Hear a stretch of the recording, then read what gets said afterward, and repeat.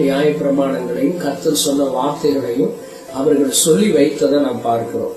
பரிசுத்த வேதாகமம், த ஹோலி பைபிள் அப்படின்னு சொல்றோம் இல்லையா? இந்த ஹோலி பைபிள் நம்முடைய கைகளில் கிடைக்கிறதுக்கு முன்னதாக ஆண்டவராகிய தேவனானவர் ஒவ்வொரு தலைமுறையாய் அவர் பேசுகிற வார்த்தைகளை பிள்ளைகளுக்கும் பிள்ளைகளின் பிள்ளைகளுக்கும் அது எடுத்து சொல்லும்படியாக அதை கட்டளையிட்டார்.